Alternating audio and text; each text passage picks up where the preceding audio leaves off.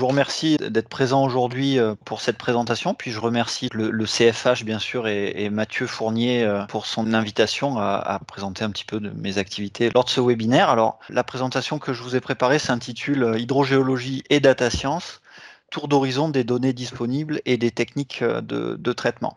Alors, avant de débuter, je vais simplement vous dire quelques mots sur qui je suis et sur ce que je fais. Je m'appelle Guillaume Attard et je travaille au CEREMA où j'interviens sur plusieurs sujets en lien avec l'hydrogéologie. Notamment, je travaille sur des sujets d'impact d'aménagement sur les eaux souterraines. Je travaille également sur le sujet de la protection des captages d'eau souterraine pour l'alimentation en eau potable, dans le cadre de la mise en œuvre des politiques publiques dans le domaine de la reconquête des captages prioritaires, notamment en accompagnement de la direction de l'eau et de la biodiversité. J'interviens sur la gestion du potentiel géothermique des aquifères, et en particulier des aquifères urbains. Le dernier domaine d'activité sur lequel je travaille, ça concerne l'économie circulaire et la valorisation de matériaux alternatifs en construction. Donc cette activité m'amène à vouloir partager avec vous aujourd'hui un certain nombre de techniques qui peuvent être particulièrement utiles à la compréhension du contexte hydrogéologique d'un territoire. Ce que l'on cherche à faire en hydrogéologie, par exemple lorsqu'on veut protéger un captage d'eau souterraine ou lorsqu'on veut quantifier l'impact d'un aménagement sur les eaux souterraines, c'est comprendre comment sont structurés, comment sont organisés les écoulements de l'eau dans le sol. Donc, typiquement, d'où vient l'eau souterraine, où elle va et avec quelle intensité elle circule, pour résumer. On dispose tout un tas d'outils performants qui nous permettent de décrire ces écoulements, de les quantifier. Néanmoins, il faut être capable de conceptualiser le fonctionnement d'un système aquifère, par exemple, avant d'avoir recours à des logiciels de calcul, des logiciels de modélisation. Et il faut être capable de caractériser le contexte hydrogéologique. Donc on a besoin d'informations relatives au climat, donc à la pluie, à l'évapotranspiration, on a besoin d'informations sur la topographie et on a besoin d'informations sur ce qui se passe en sous-sol, donc sur la lithologie des terrains, sur les propriétés physiques des formations que l'on rencontre, sur leur perméabilité, leur porosité. On a besoin également de connaître un petit peu quelles sont les fluctuations des niveaux piézométriques dans le sol, etc. Évidemment, la récupération de ces données est un prérequis pour une étude hydrogéologique. Ça peut représenter parfois une tâche particulièrement longue, particulièrement lourde, du fait de la variété des données, du fait aussi de la variété des viviers de données disponibles. Ce que je vous propose aujourd'hui, c'est d'illustrer quelques-uns de ces aspects autour de 3 techniques que je trouve particulièrement utiles du fait soit de leur modernité, soit de leur originalité, soit de leur puissance. Ce sont des techniques qui, à mon avis, vont gagner en importance dans les années à venir. Donc, notamment, ce que je vous propose aujourd'hui, c'est de voir un petit peu comment est-ce que l'on peut récupérer des données climatiques à partir du traitement d'images satellites. Dans un deuxième temps, je vous montrerai comment les techniques de traitement automatisé du langage peuvent nous être d'un grand secours lorsqu'il s'agit de caractériser la lithologie des terrains et déterminer des caractéristiques physiques de certaines formations aquifères. Et puis le dernier volet que je souhaitais illustrer concerne l'interrogation d'API publiques, donc d'interfaces de programmation publique et gratuite qui ont été mises à disposition ces dernières années, qui sont plutôt très bien faites et qui permettent de récupérer avec une bonne efficacité des données sur la quantité et la qualité de nos eaux souterraines. Alors, la première partie porte sur le traitement d'images satellites. Donc, ces dernières années, il y a une quantité assez phénoménale de données géospatiales qui ont été accumulées et mises en accès libre, soit par des États, soit par des agences nationales, soit par des universités. Et donc, on se retrouve aujourd'hui avec une quantité de données satellites assez phénoménale. Et le problème, c'est que pendant longtemps, en fait, la manipulation de ces données a été réservé à une communauté scientifique assez restreinte. Donc, du fait de plusieurs facteurs, du fait de la taille déjà des données qui nécessitent des machines spécifiques, une photographie, une photo satellite, c'est un objet qui est lourd. Puis, c'est un objet un peu complexe avec un format un peu spécifique lié à la projection, lié à l'angle avec lequel cette photo est prise. Donc, c'est des objets qui sont complexes en soi à traiter. Et aujourd'hui, c'est quelque chose qui est en train de profondément évoluer avec l'apparition de plusieurs plateformes qui permettent à des non-spécialistes de l'image satellite d'arriver à assez rapidement à être en mesure de récupérer et de manipuler ces objets. Donc il y a plusieurs plateformes qui permettent de faire ces travaux-là. Et clairement, ce type de manipulation, c'est aujourd'hui véritablement un atout pour les ingénieurs, pour les professions techniques qui ont besoin d'acquérir des informations climatiques ou des informations géospatiales sur un territoire. Et ça dépasse très largement l'hydrogéologie, mais ce que je vais illustrer dans un instant concerne bien évidemment l'hydrogéologie. Il y a plusieurs plateformes, je disais, qui permettent de faire ce travail-là. L'une que je connais bien, que je voulais partager avec vous aujourd'hui, c'est Google Earth Engine.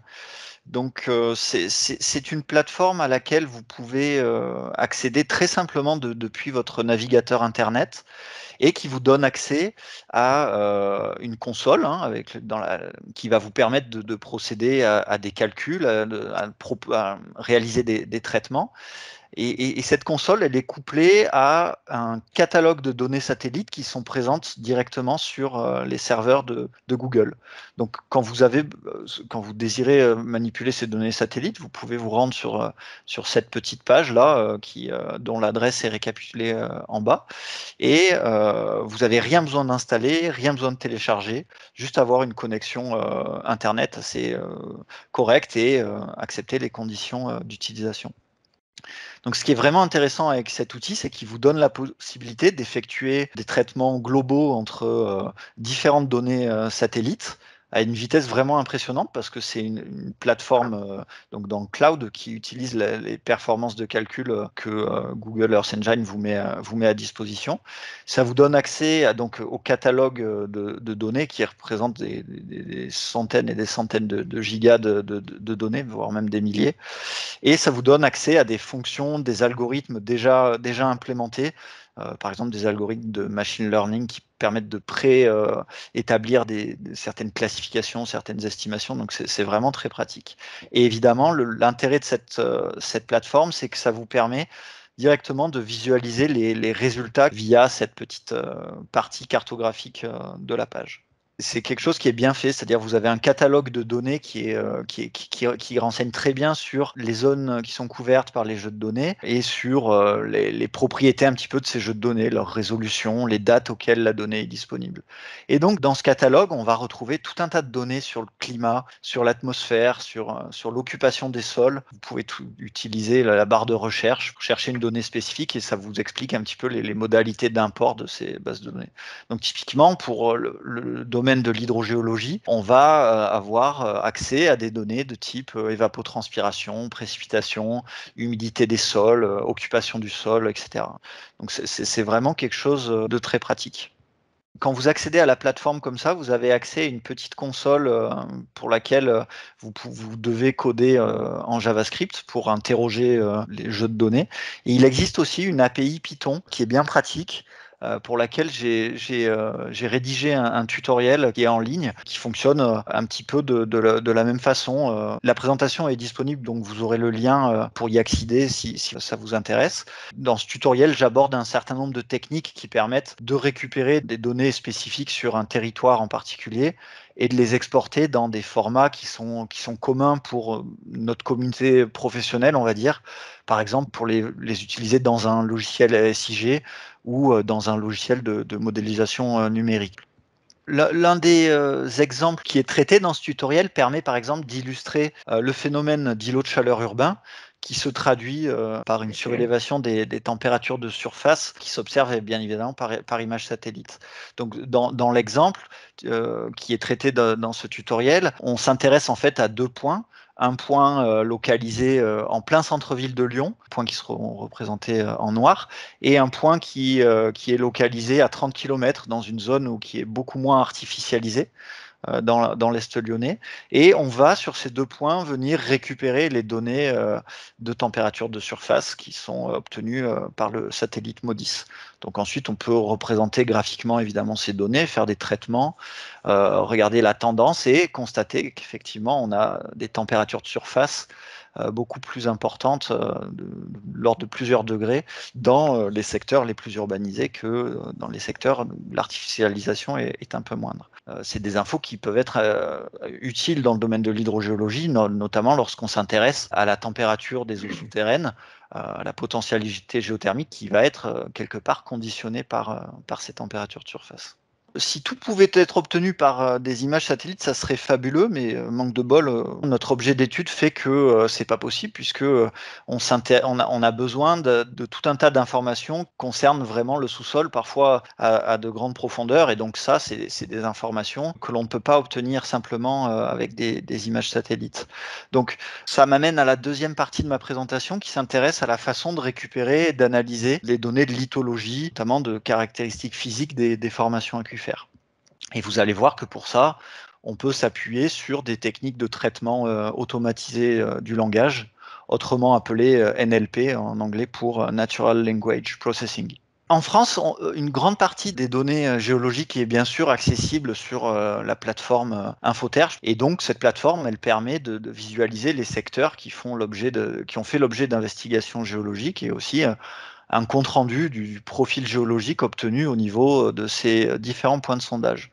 Et ce qui est assez pratique, c'est que ces données sont assez bien organisées, c'est-à-dire que chaque sondage dispose d'un code national et que ces identifiants nous permettent, via des URL un petit peu standardisées, d'accéder d'une part à l'information du log géologique que vous retrouvez sur la partie droite de l'écran, et d'autre part d'accéder, lorsque ce sondage géologique intersecte une masse d'eau, d'accéder à la fiche eau et de récupérer tout un tas d'informations sur les masses d'eau intersectées et lorsqu'il y a des essais qui ont été réalisés, de récupérer des informations relatives à ces essais.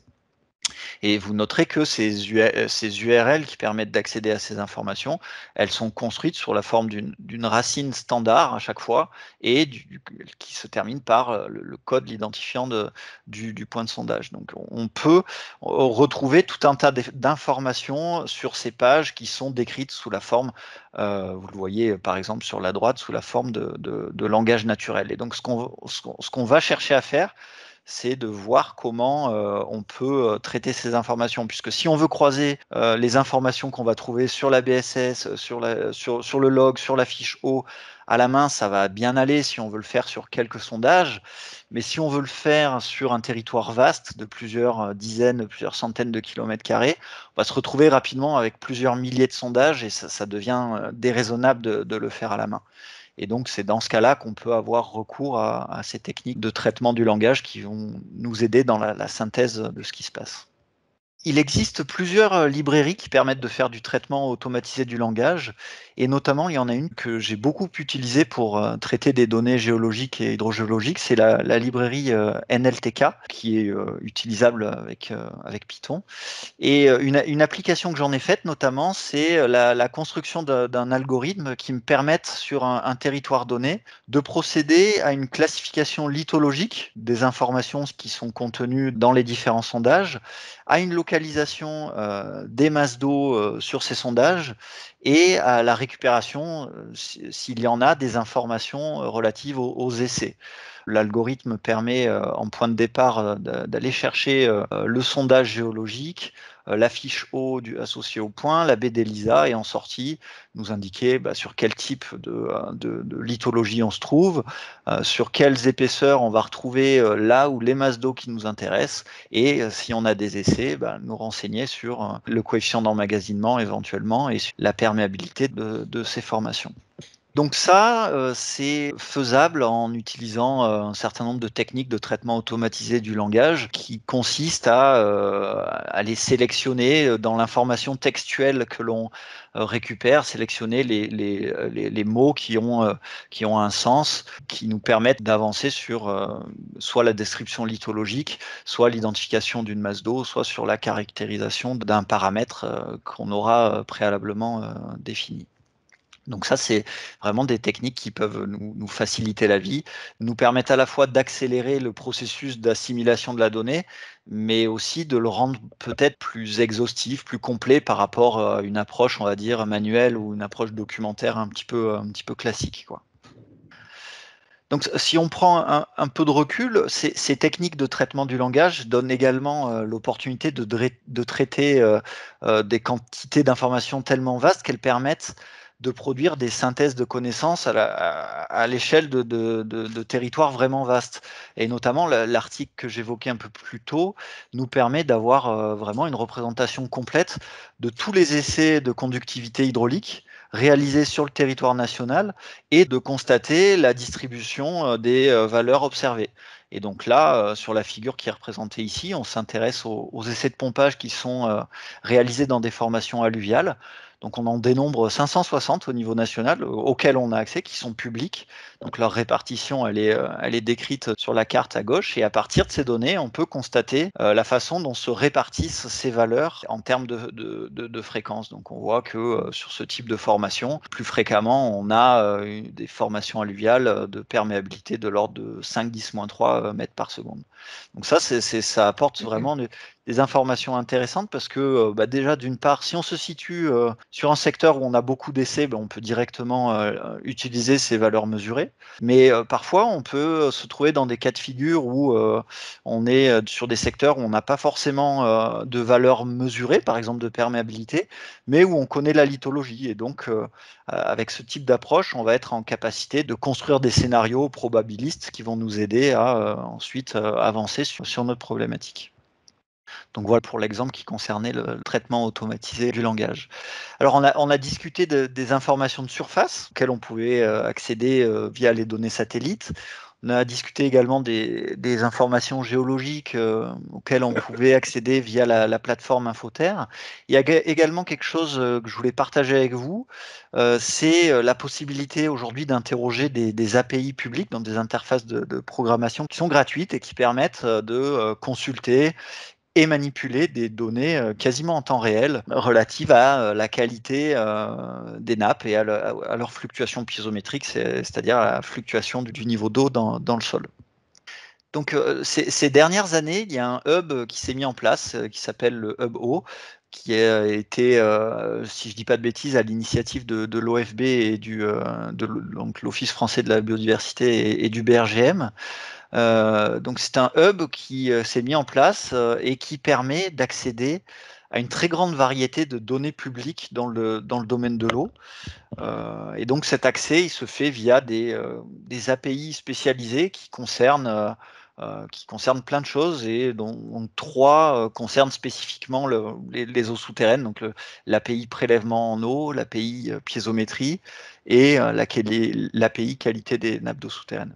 C'est vraiment un vrai progrès pour les personnes qui ont des besoins en termes d'acquisition de données piézométriques et je vais vous montrer un petit peu comment ça marche. Ces API, elles fonctionnent sous le principe de requêtes qui prennent la forme d'une URL, donc d'une adresse web qui va inclure des informations relatives à votre requête. Par exemple, le code du point de surveillance que vous souhaitez interroger. Par exemple, la période, donc les dates à l'intérieur desquelles vous voulez récupérer la donnée. Ça peut être également une zone géographique sur laquelle vous souhaitez avoir des données. Donc, la documentation, si vous voulez, de ces API, elle est disponible en ligne. Et avec simplement quelques lignes de code, on peut récupérer des informations piézométriques sur un territoire donné, les traiter, faire des moyennes, faire des graphiques. Donc là, par exemple, sur l'exemple qui est illustré, en entrée, on s'intéresse à un point de surveillance en particulier entre 2 dates, entre le 1er janvier 2015 et le 31 décembre 2020. Et avec une petite fonction qui prend quelques lignes, on peut interroger donc cette API et récupérer l'évolution du niveau piézométrique au niveau de ce point dont on connaît évidemment la localisation. Donc si on applique ça sur un territoire, ça peut donner des choses vraiment intéressantes. Par exemple, en région lyonnaise, on a plusieurs masses d'eau qui sont délimitées ici. On a toute la partie est lyonnais, puis on a la partie nappe d'accompagnement du Rhône par ici. Et donc si on dispose des délimitations de ces masses d'eau avec la BD LISA dont les informations géographiques sont publiques. Donc si on interroge l'API à partir partir de ce secteur géographique, on récupère tout un tas d'infos sur les niveaux piézométriques mesurés dans ce secteur. Donc là, ici, pour l'exemple, j'ai gardé les 5 chroniques les plus longues dont on disposait. Donc l'interrogation de ces API nous permet d'observer les niveaux piézométriques au niveau de ces différents points. Si on fait une normalisation de ces niveaux piézométriques, ça nous permet d'observer les écarts entre le niveau piézométrique observé à un instant donné et la valeur piézométrique moyenne sur une période donnée. Donc là, la période de référence que j'ai choisie, c'est 1992-2020.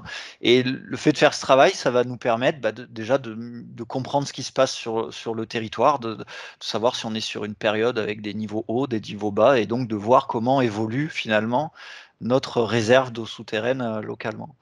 Donc ça, c'est une représentation qui n'est pas forcément très sympathique. Donc si on représente ça de façon un peu différente comme ça, là vous avez l'écart piézométrique à la moyenne, moyenné par rapport à ces 5 points de mesure et moyenné par mois. Et donc ça vous permet de visualiser les périodes pour lesquelles on avait plutôt de haut niveau piézométrique et donc une réserve d'eau disponible plutôt importante. Et puis des périodes où les niveaux piézométriques sont un petit peu plus bas. Donc, vous pouvez faire ce travail bien sûr au niveau mensuel et au niveau annuel et identifier des années particulièrement sèches et en tirer des informations sur les tendances que l'on observe sur un territoire. Donc, les zones bleues, évidemment, c'est les années où on a des niveaux qui sont plutôt très hauts par rapport à la moyenne. Et puis les années qui sont colorées en rouge, c'est les années où le niveau est plutôt très bas. Et vous voyez par exemple que là, en région lyonnaise, on enchaîne des années plutôt sèches. Et donc, c'est des informations qui sont vraiment intéressantes pour la gestion d'une ressource, pour la compréhension du comportement d'une masse d'eau et pour après envisager des mesures peut-être de protection, de gestion, définir une stratégie pour gérer ces ressources. Et tout ça, évidemment, ça peut être fait via l'accès à ces API. Voilà. C'est à peu près tout ce que je voulais vous présenter aujourd'hui. Je voulais vous montrer ces espèces de nouveautés qui sont, à mon sens, vraiment des progrès importants pour pouvoir gérer les ressources. Ces derniers temps, j'ai entamé l'animation d'un blog scientifique et technique dont vous retrouvez l'adresse ici et à l'intérieur duquel je développe plus en détail un certain nombre de techniques que je vous ai présentées aujourd'hui avec des choses un petit peu clés en main, des lignes de des fonctions de code directement accessibles que vous pouvez exécuter. Donc si jamais ça vous intéresse, n'hésitez pas à vous rendre sur le site et puis à consulter un petit peu les articles que j'ai écrits sur ces sujets. Et en ce moment, donc ça c'est sur les articles qui existent déjà. En ce moment, je suis en train de rédiger un article qui porte sur la mise en ligne d'une librairie open source qui permet donc gratuitement de faire un peu de géostatistique. Et donc c'est des choses qui sont, une fois que l'on couple ça avec des outils dont j'ai parlé précédemment, sont vraiment puissants et intéressants. Voilà. Donc je vous remercie pour votre attention. Bonjour Guillaume, merci pour cette présentation très intéressante. Je me demandais simplement s'il y avait une documentation où tu parlais de tutos. C'était plus pour le Google Earth Engine, je pense. Et donc, est-ce qu'il existe éventuellement des tutos pour la manipulation des data infotères via l'API Python que tu as présenté? Alors oui, il y a deux choses. Sur le Google Earth Engine, c'est une plateforme qui est très bien documentée. Il y a tout un tas de tutoriels, dont un que j'ai élaboré pour la prise en main de l'API Python. Le lien, il est là. Donc c'est très bien documenté. Et il y a un certain nombre de tutoriels qui permettent vraiment de prendre en main très rapidement cette plateforme-là. Concernant la manipulation des données infotères, c'est peut-être un peu moins documenté. En tout cas, à ma connaissance, donc sur la deuxième partie de ma présentation, c'est peut-être un peu moins documenté. La façon d'automatiser ces données-là, l'acquisition et le traitement de ces données-là est peut-être un peu moins documenté. En revanche, les API publiques sont documentées, oui. Donc tu peux te rendre sur Hubeo, hubeau.fr et ça, chaque petite API est bien documentée. Ça, il n'y a pas de problème. Et j'ai également rédigé un tutoriel qui explique comment ça marche dans les grandes lignes via une console Python, quoi. Donc ça, c'est accessible à la fin. Voilà. D'accord. Ok, il y a un lien vers ce tuto.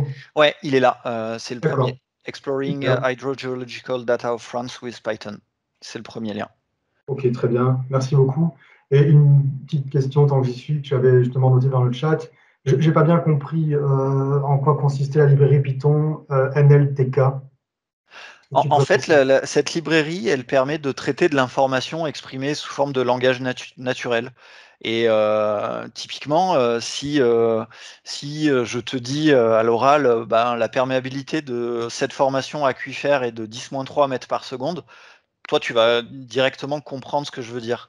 Par contre, si tu dis ça à un ordinateur et qu'il doit la mettre en face d'un log géologique, eh ben, il va pas être capable de le faire sans un minimum de fonctions prédéfinies. Donc cette librairie, en fait, elle permet cette librairie NLTK, elle permet on va dire, prendre en main de l'information textuelle et récupérer des informations qui ont un sens, qui sont importants euh, pour diverses applications. Merci beaucoup. Mais de rien. Merci Guillaume pour ta présentation. Ouais, j'aurais une question là sur Google Engine.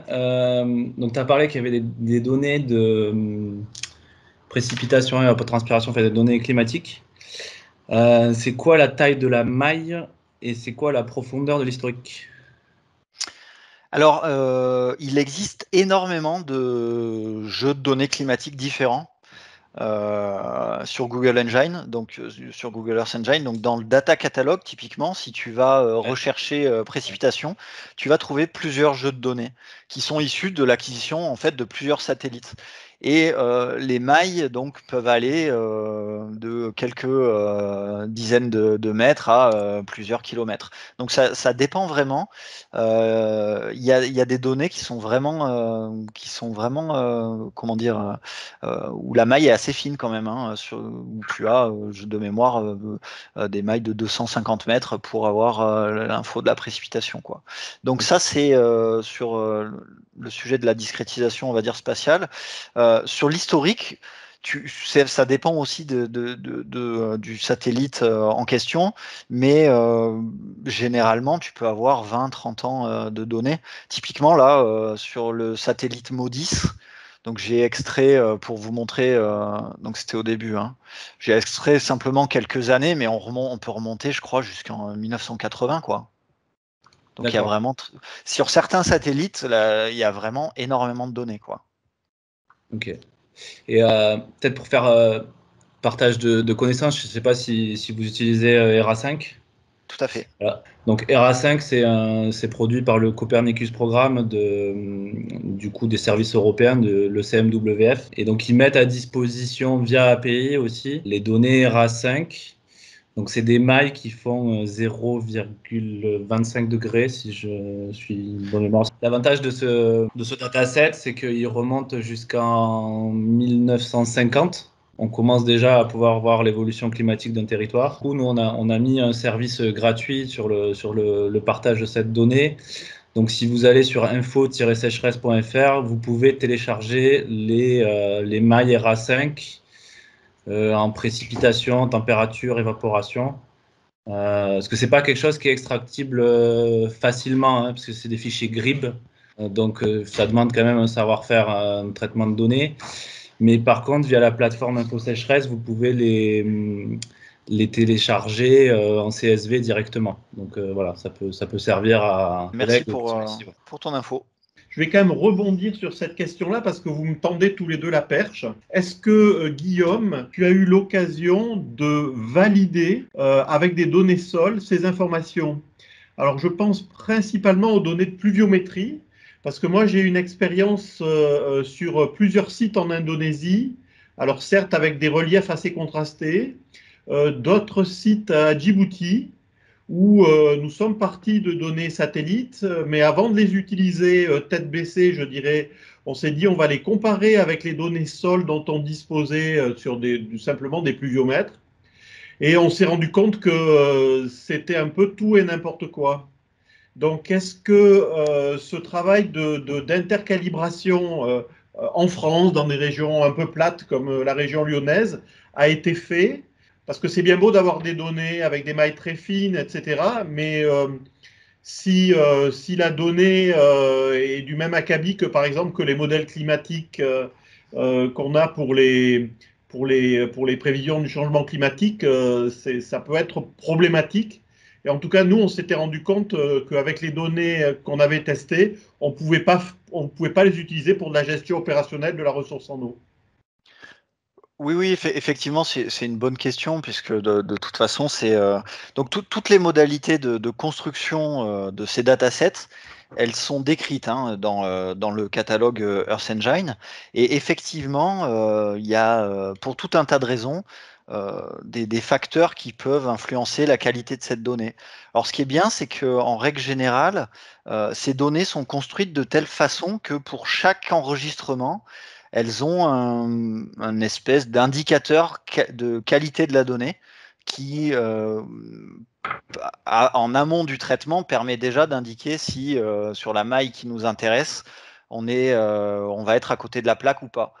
Pourquoi est-ce qu'on pourrait être à côté de la plaque? Typiquement par rapport à la présence de nuages ou par rapport à la présence de perturbations qui feraient que on aurait des difficultés à acquérir la donnée. Et oui, sur les quelques secteurs sur lesquels j'ai appliqué ça, effectivement, en comparant avec des données de stations météo et en utilisant bien ces indicateurs qualité, donc en ne sélectionnant que les données qui sont entre guillemets qui sont fiables, on arrive à des choses qui permettent de faire qui sont intéressants quoi. Mais je confirme que c'est une donnée qui nécessite des précautions d'usage, puisqu'il y a tout un tas de facteurs qui peuvent rendre l'interprétation de ces données satellites un petit peu complexe. Pourquoi? Parce que en fonction du satellite, vous avez vous avez un nombre de passages, une fréquence de passage au-dessus du point qui vous intéresse qui peut être plus ou moins forte. Il peut y avoir des facteurs qui atténuent la représentativité de la donnée, etc. Donc c'est vrai qu'il faut prêter attention à ces modalités de calibration qui sont bien indiquées et aux indicateurs qualité qui accompagnent la donnée elle-même. D'accord, mais pour autant, une expérience quand même de la confrontation à la vérité terrain pour dire tel type de données marche ou pour l'instant pas de confrontation à la vérité terrain.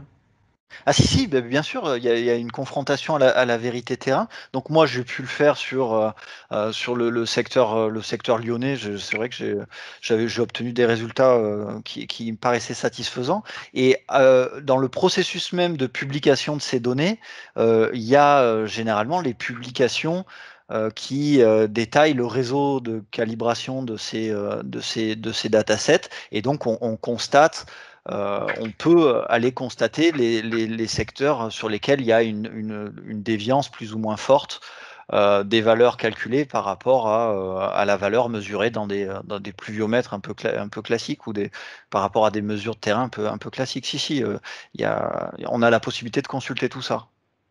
Ouais, moi c'était un petit peu pareil, c'était pour compléter, on a un peu exploré cette donnée RA5.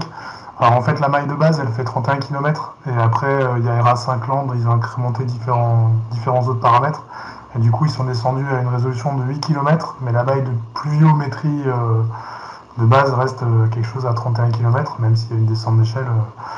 Donc du coup ce qui fait que 31 km, on l'a regardé un peu, notamment on l'a comparé aux données Aurélie qui sont les moyennes sur la France sur longue période. Et donc on se rendait compte que en fait, dès qu'on avait une vallée un petit peu type Pyrénées ou dans les Alpes, alors là, avec une maille de 31 km, forcément, on a une résolution qui est très très large, donc on était complètement dans les choux. Par contre, dès qu'on arrivait sur un territoire un petit peu plat, type bassin de la Seine ou ce genre de choses, là, on avait des données qui commençaient à être un peu sympas. Alors voilà, l'intérêt c'est que c'est issu d'une réanalyse du climat. Donc sur des longues périodes, alors un ensemble de jeux de données, que ce soit des données de prévision, des données mesurées. Donc voilà, ça permet d'avoir des choses de manière spatiale, des choses qu'on n'a pas avec des points ponctuels. Donc voilà, ça présente quand même un certain intérêt, notamment sur des intensités de précipitation ou ce genre de choses. C'était tout. Je complète ce retour d'expérience. Donc nous, c'est de la donnée qu'on utilise énormément, RA5, donc on s'est posé beaucoup de questions dessus. On fait le suivi de la source du Lez, là, pour la métropole de Montpellier. On a des historiques de stations ponctuelles à proximité de la source, hein, et qu'on compare avec des mailles RA5. L'exercice de comparaison, il n'est pas forcément scientifiquement bon, puisqu'on compare quelque chose de ponctuel avec quelque chose de maillé. Donc déjà, on ne regarde pas la même donnée. Chez SOR, pour les diagnostics permanents, par exemple, on a fait des longues études de comparaison pour donc, diagnostic permanent, c'est donc tout ce qui est à proximité des réseaux et d'avoir les risques dessus. On n'a pas utilisé les données RA5 parce qu'effectivement, l'information est trop spatialisée pour quelque chose de très régionalisé, de très ponctuel comme un réseau. Donc, on n'a pas pris ce sort de données. Là, on est descendu sur des données radar Météo France au kilomètre parce qu'on a besoin de. C'est très impacté par la spatialité. Par contre, pour des applications comme la sécheresse, quand on veut savoir si sur une zone donnée, si on a un déficit de précipitation, ou quand on veut faire du modèle hydro ou hydrogéol, là, la donnée elle est d'extrême qualité. Et du coup, je vous ai mis un article là dans le chat qui, donc c'est au Québec, des Canadiens qui ont fait ça, pour comparer sur des modèles hydrologiques, hydrogéologiques, l'influence d'utiliser de la donnée ponctuelle de pluviomètre ou d'utiliser RA5. Voilà, et leur conclusion, c'est que RA5, c'est très performant. Voilà, donc après, tout dépend de ce que vous voulez, tout dépend des applications.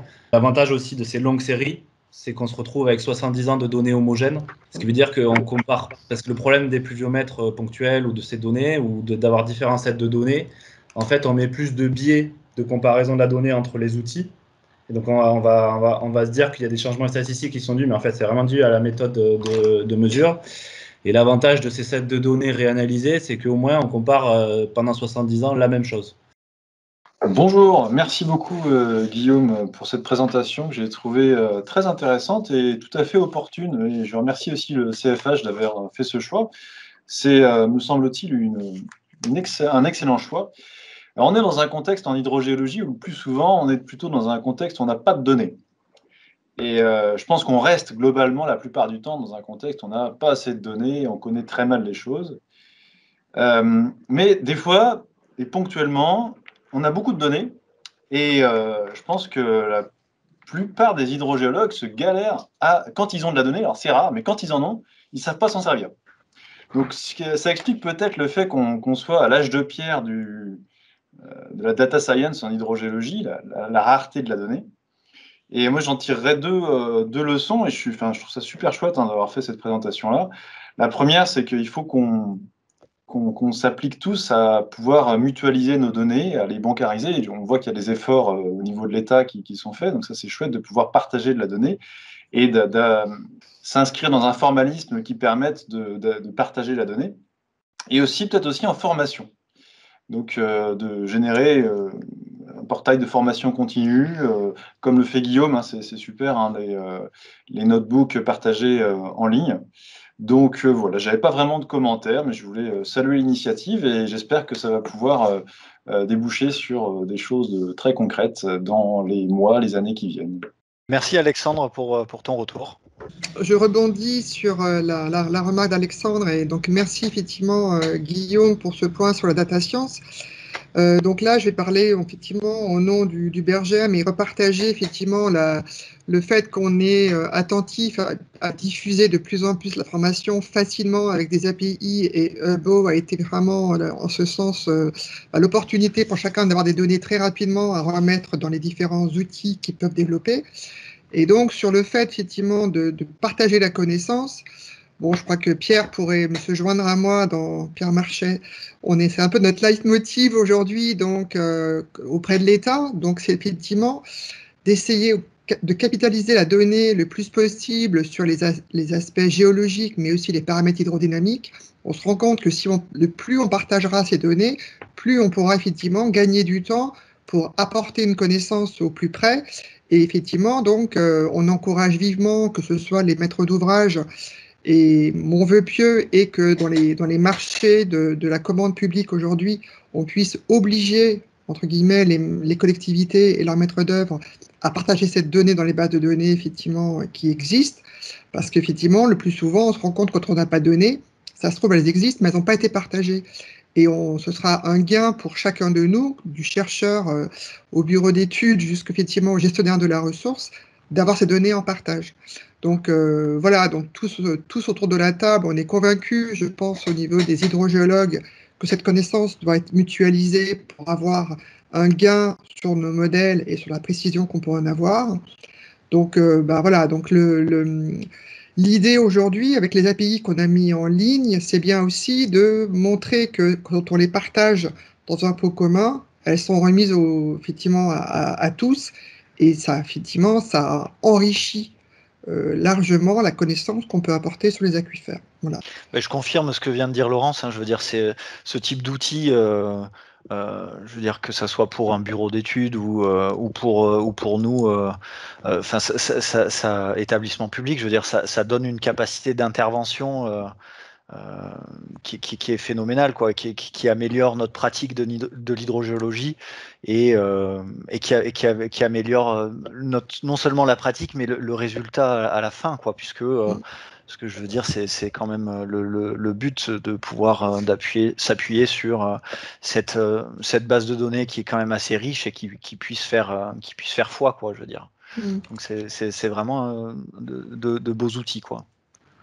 Sur l'aspect eau potable, on a des directives qui des fois nous posent des soucis de confidentialité par rapport à la sécurité des captages, etc. Donc ça aussi, c'est notre action au niveau du BRGM pour essayer quand même de la diffuser en essayant de contenter quand même les aspects sécurité, bien évidemment, qu'aujourd'hui on doit avoir par rapport aux actes terroristes et autres.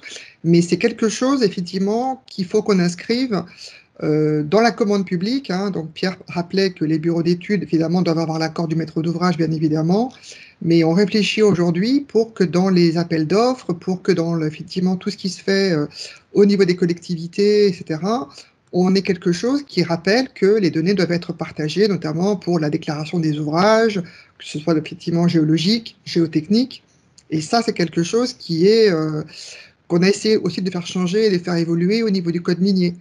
La directive européenne, dans sa nouvelle version, va nous poser un problème au niveau d'un petit article qui dit qu'on ne doit pas diffuser les coordonnées des points de captage. Donc maintenant, c'est écrit en noir sur blanc dans la directive eau potable. On va essayer effectivement d'avoir des pirouettes au niveau justement des API et autres pour peut-être partager les informations sans indiquer que ce sont des captages d'eau potable, par exemple. Enfin, il y a différentes possibilités pour que quand même les hydrogéologues puissent continuer à faire de la science avec les données. Voilà. Peut-être pour conclure, Guillaume, peut-être pourrais-tu nous dire deux mots pour tout ce qu'est le CEREMA, parce qu'avec tous les changements de logo, on s'y perd un petit peu. Et je vais mettre des guillemets, quelle est l'importance du parc d'hydrogéologues au sein du CEREMA? Oui, donc le CEREMA, c'est un centre d'expertise public, hein, qui est un établissement public administratif sous tutelle du ministère de la Transition écologique et solidaire. Et donc on intervient pour la mise en œuvre des politiques publiques dans des domaines assez variés qui concernent l'aménagement du territoire et les risques. Donc on a des domaines d'intervention assez variés. Donc moi je disais, j'interviens principalement sur des domaines liés au secteur de l'eau, des énergies renouvelables avec la géothermie et de l'économie circulaire. Et on a, on va dire, une communauté d'hydrogéologues qui est de l'ordre d'une quinzaine, peut-être d'une vingtaine de personnes à l'échelle de l'établissement. On est aujourd'hui, je crois qu'on est entre 2500 et 2700, quoi, 2700 agents. En fait, le CEREMA, ça résulte de la fusion des CT et du CETRA qui a eu lieu en 2014. Ouais, voilà, ouais. Donc, centre d'études techniques de l'équipement. Merci beaucoup, Guillaume. Merci à vous, et puis merci de m'avoir donné cette opportunité.